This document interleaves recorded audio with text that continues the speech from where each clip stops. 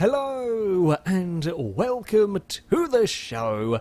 It has been some time since I have built some really silly cars on a Forza game, and while I don't particularly plan to bring the silly car builds back, for a kind of full series, while I am hopefully waiting for Autocross Rivals modes to be added, essentially, I am going to, build a few different crazy cars and see just how ludicrous they get when trying to tackle a wet Suzuka. Of course, before we start with an absurdo car, we have to set a benchmark time, and I figured for this one, we're going to go for a race car, the Audi R8 LMS, because it's a car I haven't really driven a huge amount of in, well, any Forza games, and it's also about the only one that I own. The only race car that I own in the game as of yet. But yeah, there's something a little bit different. We're going to give it a try. The circuit I have picked to run is the Suzuka West circuit. I tried to pick a circuit with an interesting mix of sort of straights and still some technical sections. I wanted a circuit that I could run in the rain and, you know, run some different tracks, the ones we've seen before and in different cars, etc. Now, to get to a test drive, I will very briefly explain this, is a little bit awkward. For whatever reason, you can't do it straight from, well, any menu. You can't go via, like, the tuning upgrades. You can't get to test drive. As far as I can tell, if there is another way, let me know, other than from free play. So you set up a free play race at the circuit you want to go to, and then from the race setup, you can then do a test drive. It's weird and overly complicated. I don't know quite why. There is just a simple test drive button elsewhere, but there we go. Either way, I'm going to have 5 laps to try and, well, to set this benchmark, to try and go as quick as I can in the Audi. Now, the weather conditions, because of course we do now have dynamic-ish weather on Forza 7, is just going to be set to heavy rain. I have fixed it so it's 100% chance heavy rain throughout the entire session, so there is no advantage to any of the cars. They'll all be driving with exactly the same conditions. And yeah, simple as that, really. Oh, I am going very early on the brakes into these first corners. We can get away with a little bit more than that. I do remember that, I guess, turn 2, really easy corner to make silly mistakes. So this is the first time I've kind of driven this track since Forza 4. Been a long time. Been a long time since I've driven this layout of Suzuka. And yeah, that turn 2, super easy to run way too deep under brakes. I say way too deep, you only have to be a tiny fraction late under brakes, and because it's such a small runoff area, it's such a tight corner that you go straight, face first, into the wall. So we're going to try and avoid doing that. I have a sneaking suspicion the mad cars, they'll probably visit that wall fairly quickly. I also have a sneaking suspicion the mad cars will go and visit this runoff area quite a lot. I tend to do it with normal cars in the dry, so yeah, Spoon is nodding. Oh dear, I've got my wheel on the wet AstroTurf, and there's no grip out here. Please get on the track again, Audi, thank you. That AstroTurf is horrible. Yeah, you stick a wheel over that and you are probably going to be in a world of trouble. I just couldn't pull the car off of it. I used to go a single rear wheel over that, you're probably going to spin the damn car. Right, 130R, how brave can we? Certainly not going to be flat out through there. Oh, that's not where I want to be. That's really not where I want to be.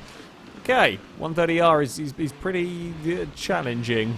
Challenging to say the least. It's a scary fast corner, and in the wet it's that little bit more difficult. Like, as far as I said, circuits go, I figured this would be an interesting mix. You've got, well, certainly these corners here are relatively slow. You've got the hairpin that's relatively slow, and turn 2 is also pretty technical. But you've got these acceleration zones, and you've got the longish start-finish straight. You do have 130R down the start-finish straight. There are some straight segments. Again, here, if your car's got enough power and enough handling, there will be potential to make up time on the Audi, because while this is a quick race car, it's only got about 400 and a bit horsepower. It's not got anywhere near as crazy horsepower as we're going to be running in some of the other cars. Oh, that was the rear wheel on the AstroTurf I talked about. Get off, Audi. Audi really doesn't listen to me.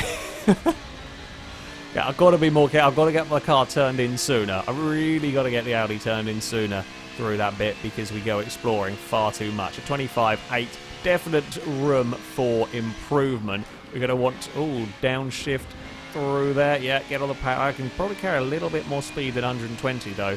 Through there. Get another big stop. And that's about spot on. I don't want to leave it much later. Again, little in the way of runoff area there. And you're either on the tarmac or you're on the grass. There's no curb, there's no tarmac runoff for you to get away with around here. A lot of the other corners, there is a little curb and then that horrible AstroTurf that's almost as bad as grass. So we're going to be trying to stay off that as best we can. Oh, I was not quite turning in soon enough through there. I do very much like driving in the rain on this game. I think it's a big improvement over Forza 6 in the way the cars deal with the wet weather. There's not the same crazy puddles. On the most part, there are still little places. Certainly Maple Valley has a couple of places that so kind of across curves that will collect water, but a lot of times it'll just be the general lack of grip, and if you run, I'm going to do exactly the same thing again. Yeah, be greedy with the curves and the AstroTurf and so on. It feels like a challenge. It feels perhaps a little bit more natural. It's good fun. It's really good fun racing around here, around any circuit in the rain. 24-2. We can probably get into the 23s, I would think, without too much in the way of a problem. That's going to be really pushing it. We can just getting away with running the curb there. Oh, please slow down, please slow down. We're fine. Through that.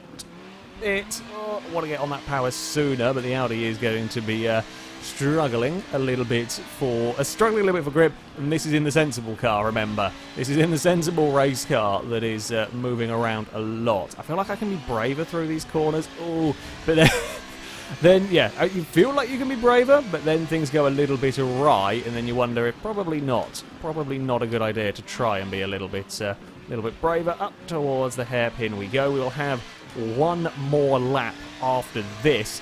The windscreen bars on the Audi aren't the best. They're not as bad as the Forza 4 V8 supercars. They had like the crisscross sort of roll cage bars on the windscreen. They were really bad for visibility. Yeah, these aren't the worst. While they're slightly irritating almost. I've kind of got used to them within 4 laps. They don't really block any massively important bits of the track. It's sort of, what's merging? Is there a ghost on my racetrack? Is that what's going on, Forza? Is there a ghost? We're into the 23s, thankfully. Yeah. Is there somebody else coming to mess up my final lap with the Audi, other than probably me, because I'll either brake too late or too early? I felt actually pretty smooth through this section. Let's try and not excite the rears too much. As I say that, we slide the car a little bit out of the corner. Never mind, I can't really take my eyes off the road to see what we're doing split time wise. It's a very, very busy opening sector to the lap. A lot goes on through all of those corners. Again, as I said, no runoff area around here. Just a smidge too wide and you're in the sand, you're on the Astro, and you are in trouble. You can kind of see the puddles just there on the inside as I went around the hairpin, on the inside on the grass. You clip that, you really are going to be in some serious stuck. But we are okay for now. We are going a little bit quicker. If we can be good through Spoon in the corner after it, that I'm generally terrible at, and I'll be relatively happy with this as a lap. Because, yeah, you kind of want to come across as much as you can to get, you know, the racing line through this final corner, but you don't want to come so far across you clip that Astro. Apparently struggling with the width of my Audi. Here as we're going to run, again, merging traffic. We're across the line. It is faster once more, 0.4 of a second quicker. I will take that at 23.0. 23.0. Time set by the Flying Lizard Audi. No idea if that's good in terms of a lap time around here, but that is the lap time that we have got, and the lap time that our silly cars are going to have to try and beat. Now, for our build vehicle, a car that I am very glad to see back in Forza Motorsport. The Mitsubishi Starion is going to take on the Audi R8. Now, I did have a little bit of a quick look before we got started with this at the engine swaps available for this car, and we are hopefully going to be getting a lot of power out of this. Now, I don't know I haven't touched any of these engines as of yet, so I don't know what power figures we're going to get. I'm going on guesstimates from Horizon 3. So, engine options. Interestingly, we can't drivetrain swap the Starion. I'm kind of surprised we can't make this all-wheel drive. Yeah, it seems like an odd... Most cars can be converted to... If they're all-wheel drive, they can be converted to rear. If they're rear-wheel drive, can be converted to all. So, yeah, slightly strange, but either way, and it is what it is. Engines, we can have 2.6 litre i6, we can have 3.7 litre V6, we can have the Turbo Rally, which is back, which I quite like the Turbo Rally. It's quite fun to play around with. Don't know if it's going to get more power than the Horizon 3 one, but we'll find out at some point. And we can have the 6.2 litre V8. Now, the 6.2 has gone in many a car. It is a very solid choice. That is what we are going to go with today. It should theoretically be the most powerful of these lot, if my memory serves me correct.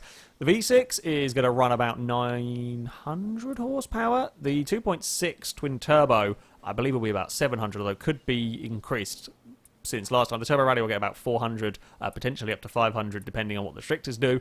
We'll kind of see. If this works out at just over 1,000 horsepower, then I would guesstimate that all the other engines will work out to similar figures. But, yeah, let's go and stick that in the car. It is quite expensive at 33,000. However, it costs more than the car, I think. However, there we go. Okay, so maybe this is going to be a bit different. If I remember correctly from Horizon 3, on this engine, twin turbos and superchargers gave the car the same power. I should tell a lie. Twin turbos gave about 2 more when they were fully upgraded, or fractionally more when they were fully upgraded. But from like the standard conversion, they were the same. Let's see. We'll stick on the turbos. I'll do the engine first because I'm kind of curious about this bit, and then we'll get to the other parts later. Now, it's going to be flashing up errors at me when I'm doing this because this is very much not within the class restrictions for the Starion. I think it's a sport. Okay, sport compact icons. Now, I don't really care because we're not using it for what it's supposed to be used for, which is kind of going crazy with the power. I say going crazy with the power. Hopefully going crazy with the power can something. And there we go. That's more like it. 144 from the camshafts. Looks like things like exhausts and whatnot are kind of doing bugger all. Wow.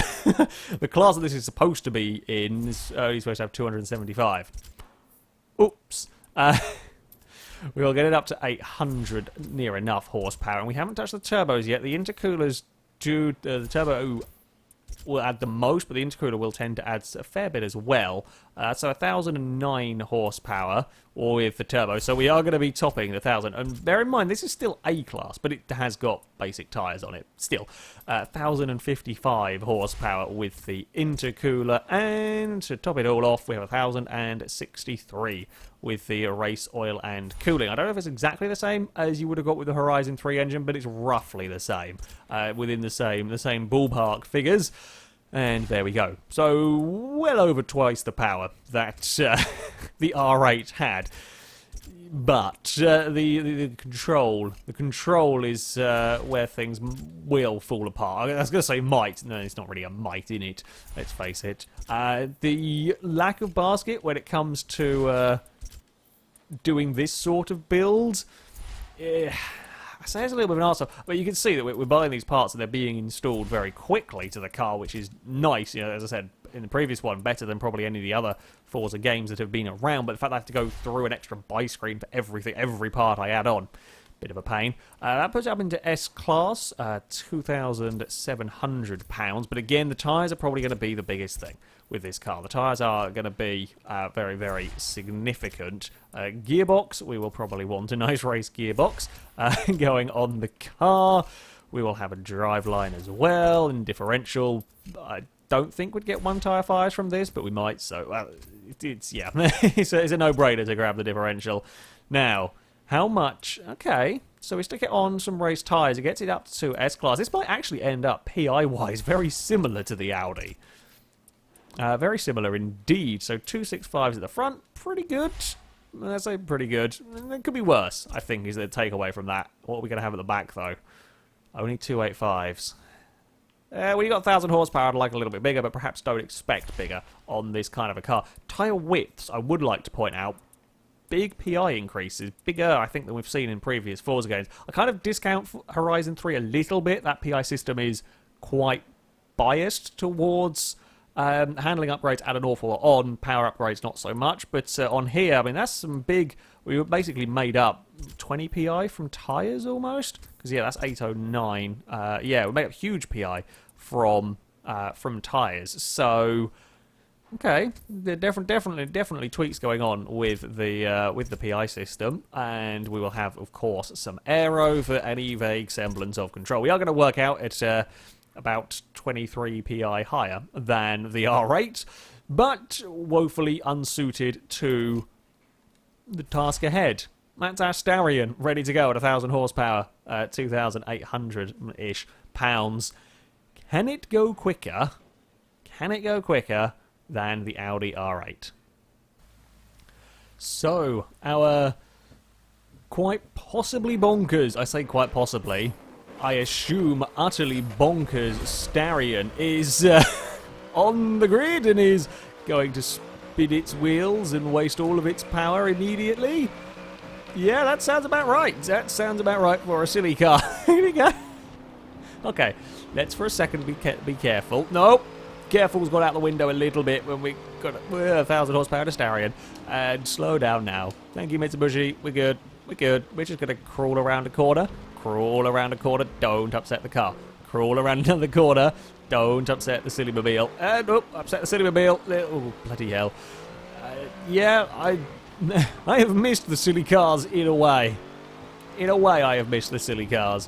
In other ways, maybe not quite so much. Maybe not quite so much. Actually, it looks brighter this time around than the previous run. Oh, that's a terribly haunted TV camera, and that's a really bad angle. We're going to go play at a gravel trap.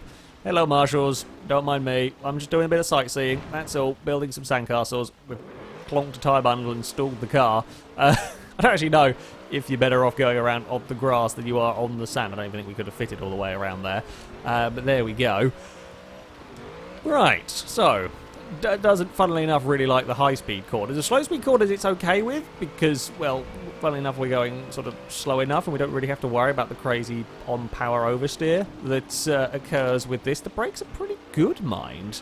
Brakes are pretty good. We're not braking that much. We're braking about the same time we were in the Audi. I'm not sure quite how we're doing in terms of similarities with speed, but, yeah, we are, that's okay. Reassuring to an extent. You know, the brakes were doing a pretty bloody good job there at getting it stopped. Okay, we're going to get up towards 185 miles an hour, up towards 130 yard, immediately go off the track. But I'm learning. I am learning. There's definitely a lot more speed than we ever saw out of the Audi, which is something that we can hopefully put to an amount of use. Come on, get turned around these next corners. It's leery and sideways, as you would expect it would be. It's not, though, too snappy in terms of spinning the car. I get it very, very sideways. I'm driving this with simulation steering, and even with that, while I'm getting it sideways, it's not quite terrifying me in the I'm going to snap and spin you at any second sort of a way. With a little bit more care into the hairpin. Probably don't want to run across that curb too much, and a bit of care on the... Trying to do care on the throttle, but that's quite difficult. It doesn't really respond to care on the throttle very easily there, does it? Sideways, sideways, more sideways, still maybe just about sideways. 132 miles an hour around that section. I think the Audi was a fraction quicker, but it's... Yeah, I'm really impressed with those brakes. Really impressed with those brakes, in fact. Are we going to make that corner? Yes, we are. Now, definite room for improvement, of course, on this lap. We went wandering around at 130R. However, what is the speed? 26.7. No, this might not actually be that far away in terms of lap time, if I can get everything right. Still too late. Still exploring. Might have a crash. Still, no. Might gather it all back up in time, though. That's the important thing. We have third gear. Do we want third gear here, or do we want second? I'm not sure. Maybe want third. I think it's just going to spin it either second or third. If we put it in fourth, we might not have any power to be, you know, doing the forward motions. And once more, slow it down. Maybe chuck it across the curb. Not a good idea. It's kind of quite... It's not bouncy enough, or it's certainly not a big enough curb to throw the car up onto two wheels, but it does feel like it's bobbling around a bit uncomfortably when you dive across the curbs like that. So if we can avoid that in future laps, it's I just about have enough control to know where I want to put the car. It's not sort of cling on for dear life and hope for the best in this. There is a little bit more finesse in this ludicrous stand. Only a little bit, but there is a little bit more finesse. As I say that, we're about to have a hang on for dear life and hope for the best moment. Got away with that one though, which is always nice. Don't put a wheel on the AstroTurf. That will spin you around into that final corner. Now, earlier on the brakes, I find it really difficult, 130R, trying to find a braking point, a braking reference down here. There just really isn't that much. There's a light that I got on the brakes at this time around that kind of just about works. You got to be, oh, no, curb is bad, curb is bad, curb is bad. Curb is very, very bad, but we have survived again. Yeah, the whole sim steering twitchiness that could catch you out in Forzas of old is, I mean, it's still there to an extent, but I've not been to the car. We've recovered a few real big wiggles on this one. It's a little bit easier to manage, which is nice to see. It is nice to see. That TV camera is terrifying. It's like the Hockenheim camera. No bad Starion. We're going all out of control this lap again. I'm going to have one magical lap to try and go quicker with this bloody thing. Yeah, the TV camera at Hockenheim, the hairpin, was notorious for suddenly whipping around and terrifying people. And apparently the one here does the same from time to time. Okay, let's be nice and controlled through these next couple of corners. Nice and controlled. Yeah, that's it. Nicely does it. Safely does it for the Starion. Then unleash the 1,000 horsepower from the V8 as we come down towards the start-finish line. So we had a little bit, as I had a little bit, we had a lot bit of a wobble through 130R. Last time around was one of the exit of 130R that we had the big wobble on. Oh, I just can't get the damn thing slowed. I mean, that's almost stayed on the track the whole way around. It's, yeah... just so little in the way of reference for a braking point there. I really dove it across the inside as well. Now, third gear, oh yeah, it's still just ferociously spinning if you try and be a little bit braver there. We are not up in terms of lap time, so we're going to have to do something magical. So we're up in terms of lap time. We've got a second to find just to break even, so yeah, we've really got to do something magical here. Past the haunted TV camera, and then brake when you're halfway around that corner, because it's a horrible mean circuit like that. Don't think I want it into first. The second is bad enough, a wheel spin gear. First isn't going to work through there. Still try and find some traction. In our Starion, running a little bit wide. We've found a fair bit of time in that mid-sector, and then we just need to be calm and composed through these final couple of corners. I'm not actually sure if calm and composed is necessarily working as much as I would have liked. Certainly not carrying as much speed on the way in. I'm hoping for a neatening of the run on the exit, but I got on the curb and that spat us a bit sideways. Again, there's that ghost merging traffic, goddammit. We lost a couple of tenths in that final sector. I wasn't quite quick enough coming into Spoon, and the curb on the exit will not have helped. Yeah, maybe stay off the curbs in the wet. Probably a solid idea. Definitely stay off the AstroTurf. 130R is terrifying in a car like this. It kind of got a little bit closer to the Audi in some ways than I was expecting. We're only about 3 seconds or so to the fastest lap. Yeah, 3 and a bit seconds down. I mean, that does sound like quite a lot for a 1 minute 20 lap, but considering we're 1,000 horsepower Starion on pretty bloody technical circuit, I would... yeah, I would say that was better than I perhaps feared. Better than I perhaps feared for the car. Either way, yeah, it's lovely to see the Starion back in the game. Perhaps with this much power, a little bit too difficult to drive in the wet, but certainly could have been a lot worse. Could have been a lot worse as well. So, victories all round, I think. The Audi will lead. Let me know what other cars you might want to see me mess around with in this... I guess kind of mini-series, temporary series perhaps, and we'll have, yeah, I'll have a play with some different cars. That, though, is going to be it from me. Thank you very much for watching, and until next time, goodbye.